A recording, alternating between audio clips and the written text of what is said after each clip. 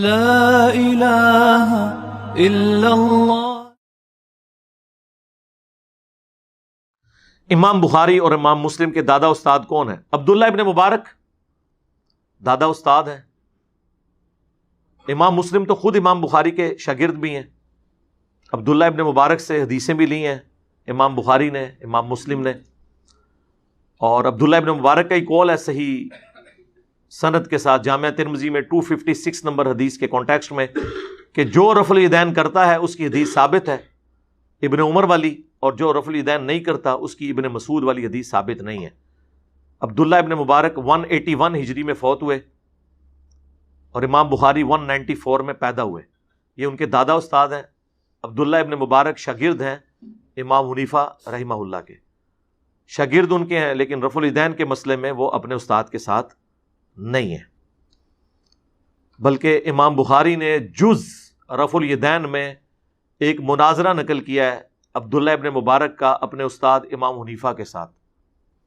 جب امام حنیفہ نے سنت کا مذاق اڑاتے ہوئے یہ کہہ دیا سلام پھیرنے کے بعد کہ عبداللہ ابن مبارک سے کہ مجھے لگا تم نماز میں اڑنے لگے ہو جو تم بار بار یوں کرتے ہو۔ جب کوئی شخص سنت کا اس طرح مذاق اڑائے تو اس کا جواب بھی پھر پھکی سے دیا جاتا ہے۔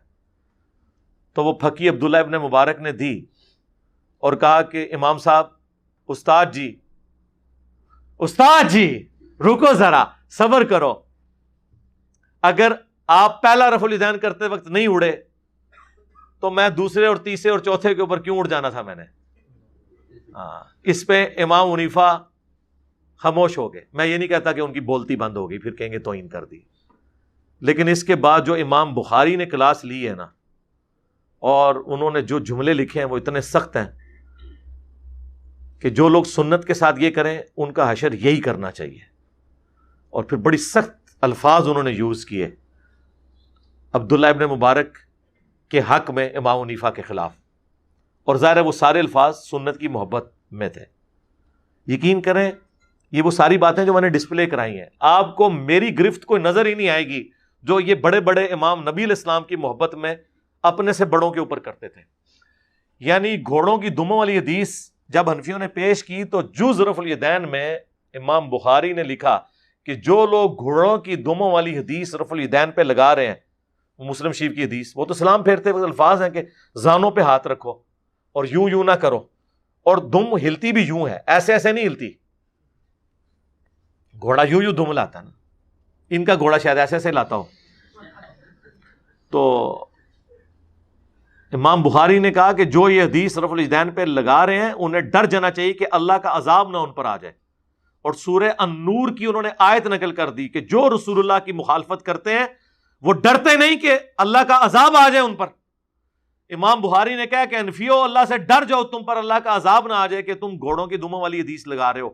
ابھی امام بخاری کو تو یہ پتہ ہی نہیں تھا کہ انہوں نے بعد میں وہ بت رکھنے والی بھی لگانی ہے، اس پہ تو امام بخاری نے کوئی اس سے بھی سخت آیت ڈھونڈ کے تو ان کے اوپر لگانی تھی۔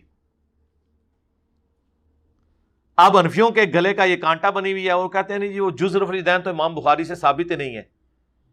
جناب کلمی نسخے موجود ہیں اس کتاب کے، پوری اسناد کے ساتھ۔ مکتبہ ظاہریہ کی، وہ سلطان ظاہر تھے ایک مسلمانوں میں بہت بڑے ایک سلطان گزرے ہیں، انہوں نے اپنی لائبریری بنائی تھی، اسی میں شیخ البانی بھی پڑھتے رہے، نیچے دکان تھی گھڑیاں ٹھیک کرنے کی، ان کے ابو کی چابی ان کے پاس ہوتی تھی، فالتو وقت یہ اوپر بیٹھے رہتے تھے، کرتے کرتے اللہ نے اتنا علم دیا کہ محدثین کے استاد بن گئے۔ ہے وہ گھڑی ساز تھے، یعنی انجینئر ہے، ہاں کوئی مدرسے سے نہیں تھے پڑھے۔ پھر بعد میں خیر انہوں نے جو ظاہر عربی ان کی اپنی نیٹو لینگویج تھی، تو محدث اعظم سعودیہ عرب بن گئے وہ البانیہ سے آ کے۔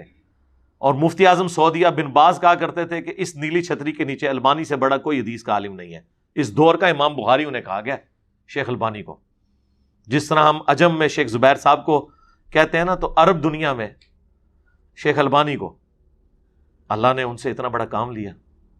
تو وہ مکتبہ ظاہریہ کی باقاعدہ کلمی نسخے والی جز رفع الیدین ہے، جس پہ شیخ زبیر صاحب نے تحکیم لگا کے مکتبہ اسلامیہ سے پرنٹ کی ہے، جو ہماری ویب سائٹ اہلسنتپاک.com پہ اس کا PDF رکھا ہوا ہے۔ تو وہ ثابت ہے، شروع میں انہوں نے پوری بحث کی ہوئی ہے اس کے اوپر.